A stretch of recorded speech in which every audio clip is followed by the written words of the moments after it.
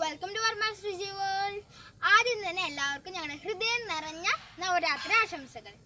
ഇന്ന് നമ്മളൊരു അവിൽ വിളയിച്ച റെസിപ്പി ആയിട്ടാണ് വരുന്നത്. അപ്പം നമുക്ക് കണ്ടോക്കാം. വലയിട്ട പഞ്ഞു പോലെ അലിഞ്ഞു പോവാണ് അവിൽ വിളയിച്ചത്.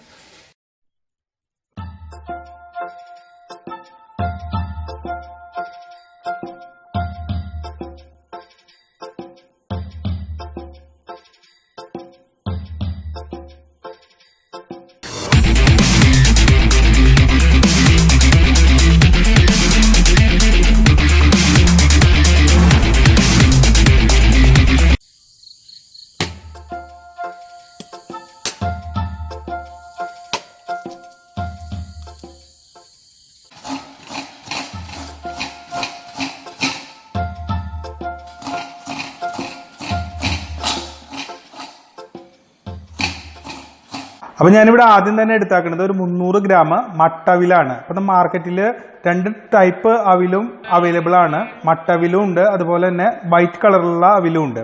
അപ്പം നമ്മൾ അവിലൊക്കെ നനയ്ക്കുമ്പോൾ എപ്പോഴും മട്ടവിലാണ് കൂടുതൽ നല്ലത്. 300 ഗ്രാം മട്ടവില്.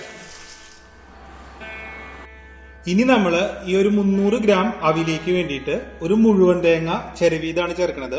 അപ്പോൾ തേങ്ങ എടുക്കുമ്പോൾ പച്ച തേങ്ങയൊന്നും എടുക്കണമെന്നില്ല, കുറച്ചൊന്നും ഉണങ്ങിയ തേങ്ങയാണ് ഇതിക്ക് നല്ലത്. അപ്പൊ നമുക്ക് തേങ്ങ ചേർക്കാം. ഇനി നമ്മൾ കൈ കൊണ്ട് ഈ അവിലും നാളികേരവും നന്നായിട്ട് ഞെരടി യോജിപ്പിക്കണം. അപ്പൊ നമ്മൾ ഇതിലേക്ക് വെള്ളം ഒട്ടും ഉപയോഗിക്കണില്ല. ഈ നാളികേരത്തിന്റെ വെള്ളത്തിൽ വേണം അവില് നന്നായിട്ട് ഞെരടി നന്നായിട്ട് യോജിപ്പിക്കാനായിട്ട്. അപ്പൊ എത്രത്തോളം നിങ്ങൾക്ക് അവിലും നാളികേരം കൂടി തിരുമ്പാൻ പറ്റണോ അത്രത്തോളം നല്ലതാണ്. നന്നായിട്ട് തിരുമ്പിയതിന് ശേഷം ഇതൊരു അരമണിക്കൂർ ഇതൊന്ന് പാകം വരാൻ വേണ്ടിയിട്ട് ഒന്ന് അടച്ചു വെക്കണം.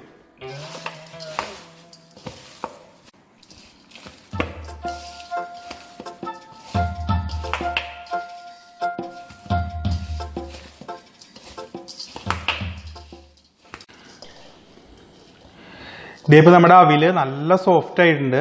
അവിലിന്റെ ഹാർഡ്നെസ് ഒക്കെ പോയിട്ടുണ്ട്. നാളികേരമായിട്ട് നന്നായിട്ട് മിക്സ് ആയിട്ട് നല്ല സോഫ്റ്റ് ആയിട്ടുണ്ട്. ഇപ്പോൾ നമുക്ക് ഈ അവിൽ ഒരു അരമണിക്കൂർ ഇങ്ങനെ തന്നെ ഒന്ന് ഇരിക്കട്ടെ. നമുക്കിതൊന്ന് തട്ടിപ്പൊത്തി വെക്കാം. അപ്പോൾ നല്ല ഒന്നും കൂടി ഇത് നന്നായിട്ട് മയം വരും. അപ്പോൾ അരമണിക്കൂർ കഴിഞ്ഞിട്ട് നമുക്ക് നോക്കാം. അപ്പോൾ നന്നായിട്ട് തട്ടിപ്പൊത്തി വെച്ചതിന് ശേഷം ഒന്ന് അടച്ചു വെച്ചേക്കാം. അതിനുള്ളിൽ നമുക്ക് ഇതിലേക്കുള്ള ശർക്കരപ്പാവ് റെഡിയാക്കാം കേട്ടോ. നമ്മളിവിടെ 300 ഗ്രാം അവിലേക്ക് 1 കിലോ ശർക്കരയാണ് എടുത്തിട്ടുള്ളത്. ശർക്കര ഞാൻ ഒന്ന് പൊടിച്ചിട്ടുണ്ട്. ഇനി നമുക്കിതൊന്ന് അലിയിച്ചിട്ട് എടുക്കാം കേട്ടോ. അപ്പൊ ഇതിലെന്തെങ്കിലും കല്ലൊക്കെ ഉണ്ടെങ്കിൽ കല്ലൊക്കെ അതുപോലെ എന്തെങ്കിലും അഴുക്കൊക്കെ ഉണ്ടെങ്കിൽ അതൊന്ന് മാറ്റാൻ വേണ്ടിയിട്ടാണ്. നമുക്കിതൊന്ന് അലിയിച്ചതിന് ശേഷം ഇതൊന്ന് നമുക്ക് അരിച്ചെടുക്കാം.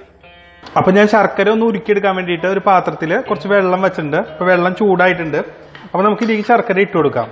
അപ്പൊ നമ്മൾ പാവൊന്നും കാച്ചല്ല, ജസ്റ്റ് ഒന്ന് ഇത് ഉരുക്കിയെടുക്കാനാണ് കേട്ടോ. അപ്പൊ ഇതിന്റെ ഉള്ളില് എന്തെങ്കിലും അഴുക്കൊക്കെ ഉണ്ടെങ്കിൽ നമുക്കൊന്ന് അരിച്ചെടുക്കണം. കല്ലോ അഴുക്കോ എന്തെങ്കിലുമൊക്കെ ഉണ്ടെങ്കിൽ അപ്പൊ അതിന് വേണ്ടിയിട്ടാണ്. അപ്പൊ ജസ്റ്റ് ഇതൊന്ന് നമുക്ക് അലിയിച്ചിട്ടെടുക്കാം. അപ്പൊ ഞാൻ ഇവിടെ 1 കപ്പ് വെള്ളമാണ് കേട്ടോ ഒഴിച്ചേക്കണം 1 കിലോ ശർക്കരയ്ക്ക്.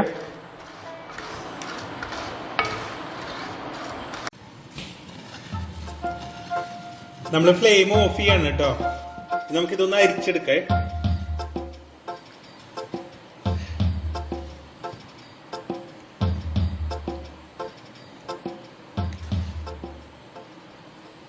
ഇപ്പൊ നമ്മൾ ഉരുക്കിയ ശർക്കര അരിച്ചതിന് ശേഷം ഒരു ഉരുളിക്ക് പകർത്തിയേക്കാണ്. ഈ ഉരുളിയിലാണ് നമ്മൾ അവില് വിളയിക്കാൻ പോണത്. അപ്പൊ നമ്മളിങ്ങനെ അവില് വിളയിക്കുമ്പോൾ ഒറ്റ നൂൽപ്പരുവോ ഒന്നും വരാനായിട്ട് കാക്കേണ്ട കാര്യമില്ല. കാരണം ശർക്കരപ്പാവ് അത്രയും മുറുകിയിട്ടാണ് നമ്മൾ അവില് ചേർക്കണേന്നുണ്ടെങ്കിൽ അവില് ഭയങ്കര ഹാർഡായിരിക്കും. അപ്പൊ നമ്മൾ പാവ് ഒന്ന് ഇതേപോലെ ഒന്ന് മുറുകി വരാൻ തുടങ്ങുന്ന സമയത്ത് തന്നെ നമുക്ക് ഇതിലേക്ക് അവില് ചേർക്കാം. അപ്പൊ ഇപ്പൊ നമുക്ക് അവില് ചേർക്കാനായിട്ട് പാകമാണ്. ഞാൻ ഇതിലേക്ക് അവില് ചേർക്കാൻ പോവാണേ.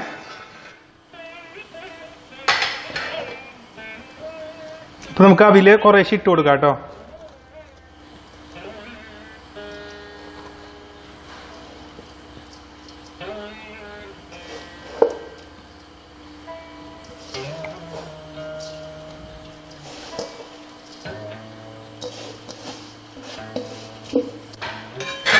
നമ്മൾ ഫ്ലെയിം നന്നായിട്ട് കുറച്ച് വെച്ചിട്ട് ഇത് നന്നായിട്ടൊന്ന് ഇളക്കി യോജിപ്പിക്കുക.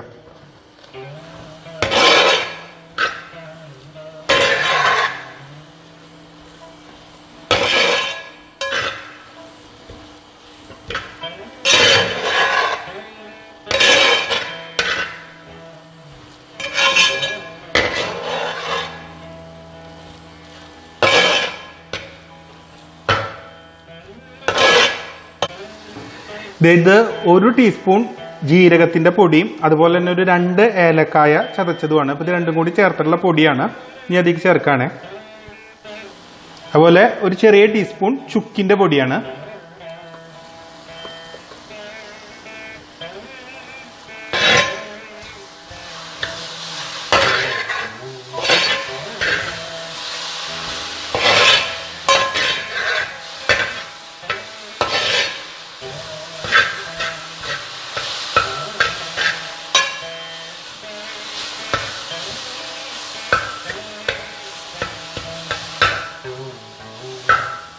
അപ്പോൾ നമ്മുടെ ആവിൽ ഏകദേശം പാകമായിട്ടുണ്ട്.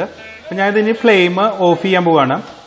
അങ്ങോട്ട് ഞാനിത് എന്താ ചെയ്യാൻ പോണെന്ന് വെച്ചാൽ ഈ അവിലൊക്കെ കൂടി തട്ടിപ്പൊത്തിയിട്ട് ഒരു ഭാഗത്തേക്ക് വെക്കുകയാണ് കേട്ടോ. അപ്പോൾ ഇത് തട്ടിപ്പൊത്താന്ന് പറഞ്ഞാൽ നമ്മൾ ഒരു ഭാഗത്തേക്ക് ഇങ്ങനെ ഒരു കൂന കൂട്ടി വെക്കേണ്ട പോലെ ഇങ്ങനെ വെക്കുക. അതെന്തിനാണെന്ന് വെച്ചാൽ ഇങ്ങനെ ഇരിക്കുകയാണെങ്കിൽ അവിലൊന്നും കൂടിയും ഈ ശർക്കര പാനിയിൽ തന്നെ, ശർക്കര പാനി എന്ന് പറയാൻ പറ്റില്ല, ഇപ്പോൾ ഈ വിളയിച്ച ശർക്കരയിൽ തന്നെ ഇരുന്നിട്ട് ഇതൊന്നും കൂടി സോഫ്റ്റ് ആവും. ഇങ്ങനെ ഒന്ന് തട്ടിപ്പൊത്തി വെക്കാം. ഇതിന് ശേഷം നമുക്ക് എന്താ ചെയ്യേണ്ടത് വെച്ചാൽ നമുക്ക് ഇതിലേക്ക് കുറച്ച് വറവ് ചേർക്കണം.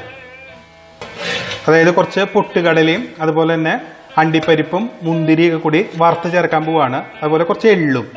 ഈ അണ്ടിപ്പരിപ്പ് ഓപ്ഷണലാണ്. സാധാരണ ഇപ്പം നിങ്ങൾ അമ്പലങ്ങളിൽ നിന്നൊക്കെ കിട്ടുന്ന അവിൽ വിളയിച്ചതാണെന്നുണ്ടെങ്കിൽ അതിനൊന്നും അണ്ടിപ്പരിപ്പ് ഉണ്ടാവില്ല. നമ്മുടെ ട്രഡീഷണൽ രീതിയിൽ ശരിക്കും അണ്ടിപ്പരിപ്പ് ഇല്ല. പക്ഷെ എന്നാലും നമുക്ക് സ്വാദ് കൂടാൻ വേണ്ടിയിട്ട് പലരും ഇപ്പോൾ അണ്ടിപ്പരിപ്പൊക്കെ ചേർക്കുന്നുണ്ട്. അതൊക്കെ നിങ്ങളുടെ ഇഷ്ടപ്രകാരം നിങ്ങൾക്ക് എങ്ങനെയാ വെച്ചാൽ ചെയ്യാം. ഇനി നമുക്കൊരു ചട്ടി വെച്ചിട്ട് ചട്ടി ചൂടാവുന്ന സമയത്ത് അതിലേക്ക് ഒരു 2 ടീസ്പൂൺ നെയ്യ് ഒഴിച്ചു കൊടുക്കാം കേട്ടോ.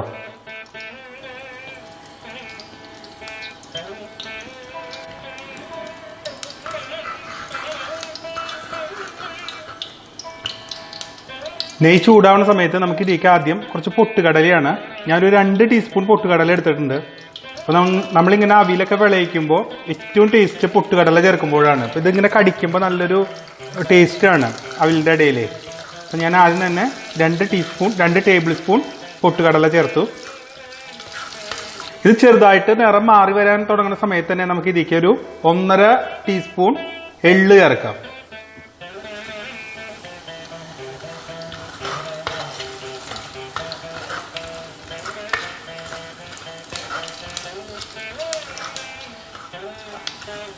എള്ള് പൊട്ടി വരുന്നുണ്ട്. അപ്പോൾ നിങ്ങൾ ശബ്ദം കേൾക്കുന്നുണ്ടാവുമെന്ന് വിചാരിക്കുന്നു.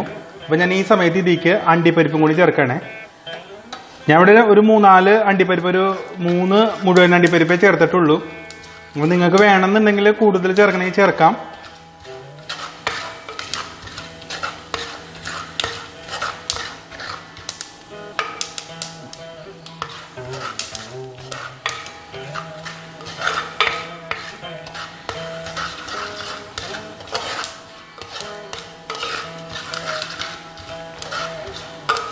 അപ്പോൾ എള്ളൊക്കെ പൊട്ടിക്കഴിഞ്ഞിട്ടുണ്ട്.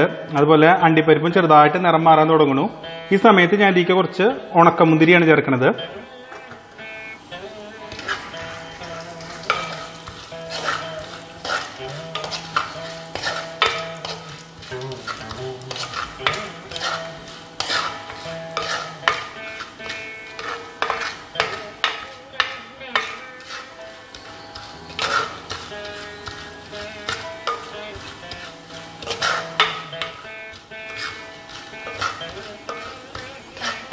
അപ്പോൾ അതേ മുന്തിരിയും മൂത്ത് വരുന്നുണ്ട്, നന്നായിട്ട് വീർത്ത് കിട്ടിയിട്ടുണ്ട്. ഞാൻ ഫ്ലെയിം ഓഫ് ചെയ്യാണ്. നമുക്കിനി ഇത് ചൂടോടുകൂടി തന്നെ ഈ നെയ്യടക്കം അവിലേക്ക് ചേർക്കാം.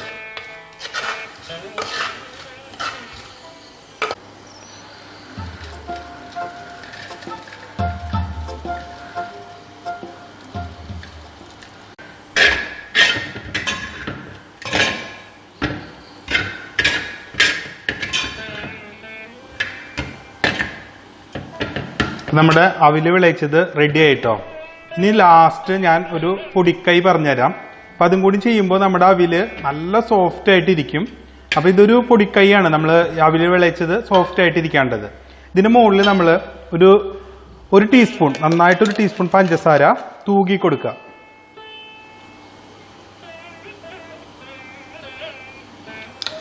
എൻ്റെ ചെറിയ സ്പൂണായിരുന്നു, അതുകൊണ്ട് ഞാൻ കുറച്ചും കൂടി എടുക്കുന്നുണ്ട്. നിങ്ങൾ വലിയ ടീസ്പൂൺ ആണെങ്കിൽ 1 ടീസ്പൂൺ, ചെറുതാണെങ്കിൽ 2 ടീസ്പൂൺ എടുത്തോളൂ. എന്നിട്ട് ഇതൊന്നും കൂടി ഒന്ന് ഇളക്കി വെക്കാം.